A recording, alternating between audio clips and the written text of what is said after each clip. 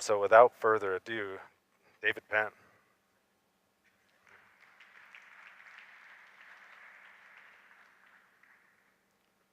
Hi, good afternoon. Right, well, this is called System 1 good, System 2 bad. Now, why have I called it that? Do I think you're all a flock of sheep? Do I think the whole market research industry is like a flock of sheep just kind of, stampeding down this System 1 route? No, I don't believe that. But I guess one of the concerns I have, do you know Dan Ariely, the guy who wrote Predictably Irrational? If you go online, you'll find a little clip of him. He does a little skit with one of his students where he acts up as System 1, and one of his students acts as System 2. So the System 1 character is kind of very cool, very efficient, and very fast, and totally awesome. And the System 2 guy is kind of really nerdy and a bit geeky, and he's got glasses on, and he takes a long time to kind of make any kind of decision, and really kind of sucks. And when I look at this, I think, well, System 1 is awesome. As Aaron said, the discoveries we've made about System 1 are truly awesome. But System 2 has a role to play in this. I guess what I do think sucks, though, is when agencies kind of take basically System 2 products and hang a few System 1 baubles on it. So maybe, you've got a tracker and you kind of put a little bit of facial recognition or maybe some eye tracking or something like that. And I think that kind of misses the point. So anyway, let's start by talking about System 1, of which we speak so highly. I think the simplest definition of System 1 is it's a bit we're not aware of, but which influences most of what we do. Now, the crucial thing about System 1 is that what goes on in System 1 is wholly automatic, and it's largely emotional, which is fantastically important for brands. Why is it important? Well, you might be familiar with the work of these two guys, Binet and Field, a couple of very senior advertising planners in the UK, who have done a couple of fantastic meta-analyses of IPA effectiveness award winners, looking at the impact of both rational and, if you like, System 1 or emotional communication. And what they conclude, basically, is that emotional messaging, or System 1, is incredibly important for building long-term value in brands. Now, it might be a little bit difficult to see this chart, but basically what they're saying is that the importance of System 1 is it builds brands over time. Through emotional messaging, through automatic processing, we can build the power of brands, or brand equity, if you like. But they also say something very important, that if you want sales activation, you have to have some rational, persuasive communication. Basically, the two things work hand in hand. And they very usefully come up with a figure. They say that our marketing budget should be split 60% brand building, System 1, if you will, and 40% System 2. So they're not saying 90-10, they're saying 60-40, because the recognition is if you want to actually produce a sales effect, you have to have some level of rational communication there. That's why I get a little bit nervous sometimes when I see people presenting various sort of neuromarketing products and then justifying them on the basis that they link to sales. The problem I have with that is emotion takes a while to produce an effect. If you can measure that effect immediately, it may be that you're not measuring emotion, but that's just my opinion. Okay, well, if System 1 is so damn important and automatic processing is so important, our research needs to reflect this too. And we have a little mantra in Conquest which goes along these lines. We say the more we think and consider, the further we get from our implicit mind. What we need to stop people doing in research, if we want to get System 1, we will need to stop them thinking, basically. We need to stop them rationalizing. And that's why, for example, when we're talking about mobile of itself is not a System 1 approach. It's what you put on mobile that makes it System 1. Not just talking to people in real time. What you've got to shut down is that thinking and processing. Because System 1 basically needs approaches which reflect fast and automatic associations, those Dan Ariely cool and efficient ones, rather than the slow, geeky, explicit processes. So you've got a couple of very obvious metaphors here of the tortoise and the hare. Okay, we developed a product which I'm going to talk to you about the narrative of, really, because I think it's important in understanding where we've got to. We've got a product and we've adopted two approaches. One is based on metaphor, and the other one is an implicit approach, which is based on priming. I'm going to start with metaphor.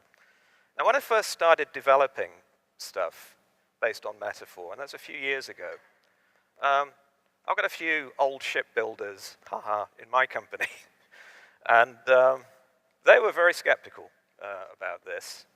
And they said, well, metaphor, it's a kind of quali literature sort of thing, isn't it? I mean, we're never going to develop a sort of operational tool out of this. And funnily enough, my inspiration for this didn't really come from science and stuff. It came, unbelievably, from lyrics of rock songs. I'm a great admirer of the late Jim Morrison. You may know him, who sang with the Doors. Light My Fire, and Take Me Higher. He was very adept at using metaphors to express an intensity of emotion. And that's what metaphors basically do in literature. They express how people feel. They express intensely how we feel. Now, what I found was there's actually an academic and scientific basis for this. There is a discipline called cognitive linguistics. And one of the things that cognitive linguistics has found is that there are things called primary metaphors, which seem to occur in most languages and in most cultures, and many of which link to emotion. So, for example, a simple primary metaphor is, I feel close to someone. We talk about our intimacy and our emotion in terms of proximity. Now, somehow we know automatically what people are talking about. We know that they're talking about how they feel rather than the geographical distance between them and another person. We talk about jumping for joy, being up off the ground, up in the clouds, down in the dumps. Up and down is a metaphor for how we feel. Now, when we looked at these, we thought, well, there's some potential here. And, first of all, we thought, well, are we going to do this word-based? And I thought, well, no, I don't want to do it word-based because words are very system 2 for me. Not entirely, but they're more system 2 than system 1. I want to do this visually. I want to get away from words completely. And I want to do something else. I want to give people the freedom to express themselves.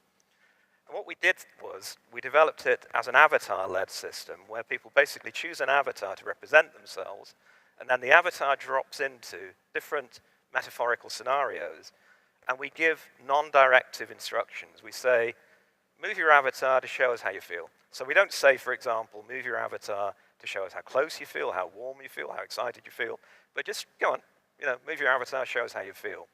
And what we do is collect quantitative data. Now, the point about it is the quantitative data we get from this methodology gives us very different distributions from conventional ones. And this is real data we collected over several continents. There's about 10,000 responses in here, looking at basically mega brands and how people feel about them. Comparing a conventional Likert scale on the left with a metaphorical scale.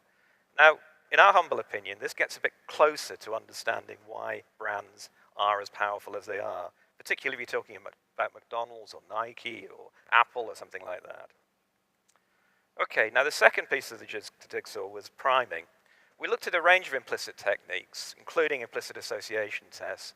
We like the priming approach because it's very scalable, it's very simple, you can drop it into an existing survey, and it kind of, for us, replicates the market research paradigm.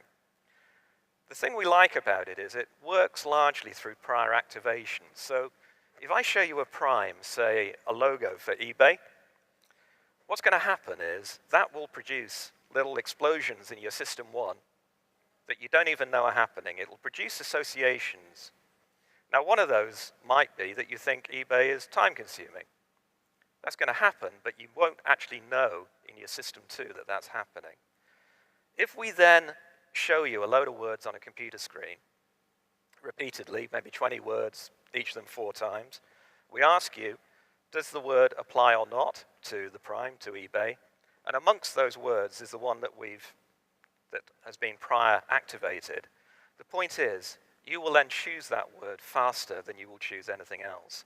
So we can start to use time as a surrogate for the level of implicit association.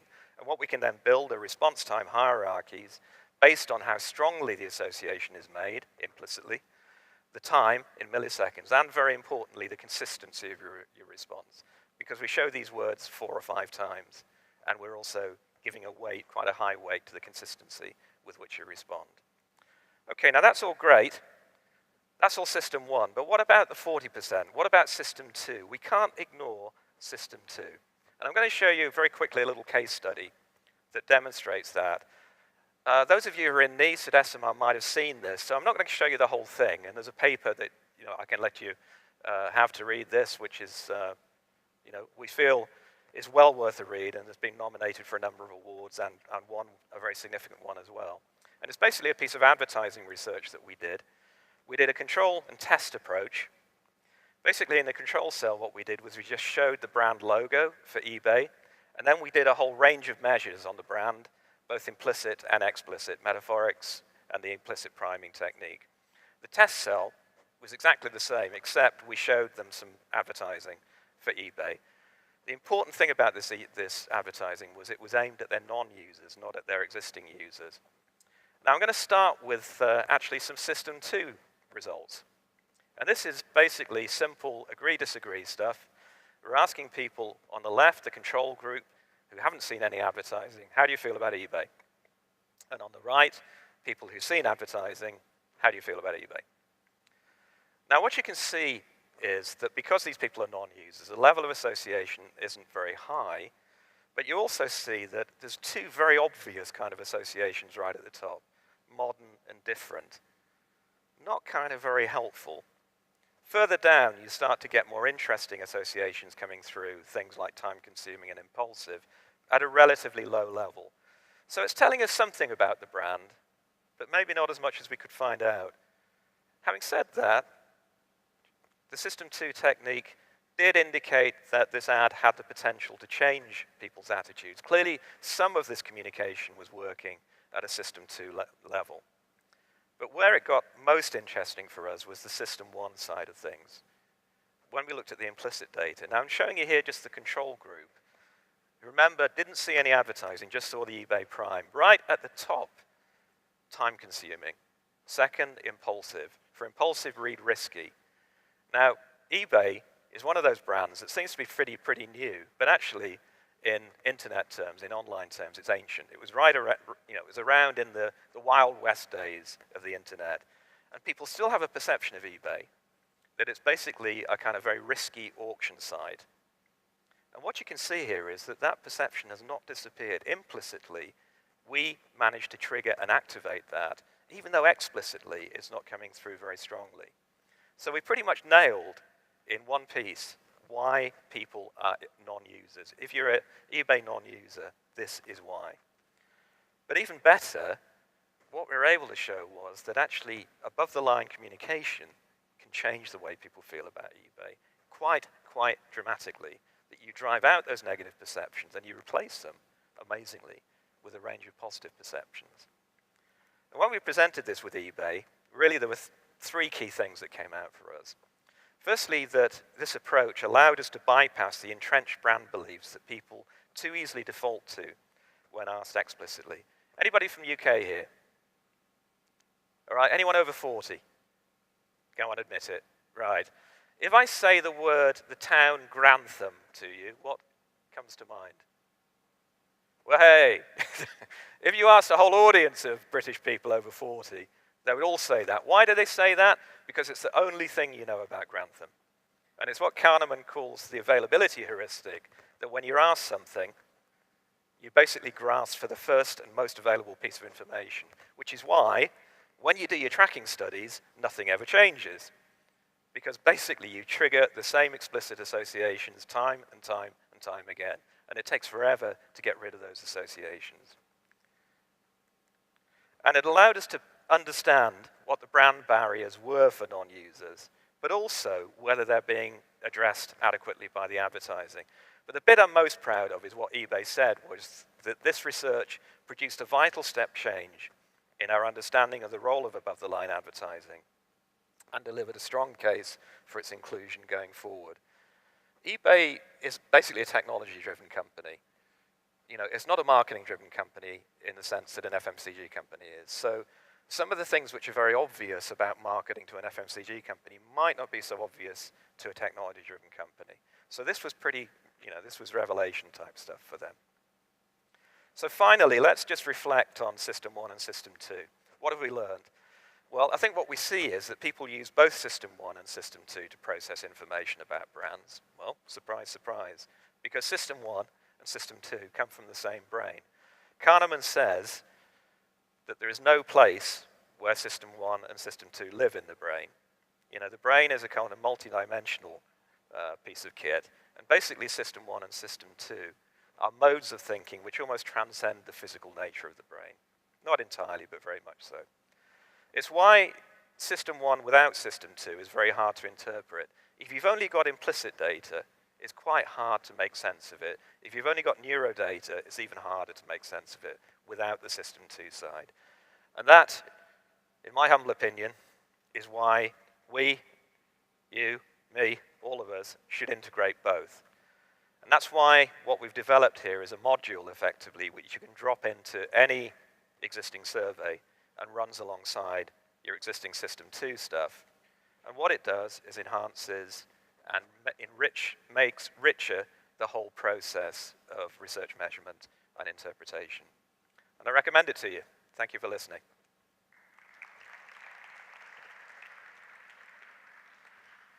Thanks, David.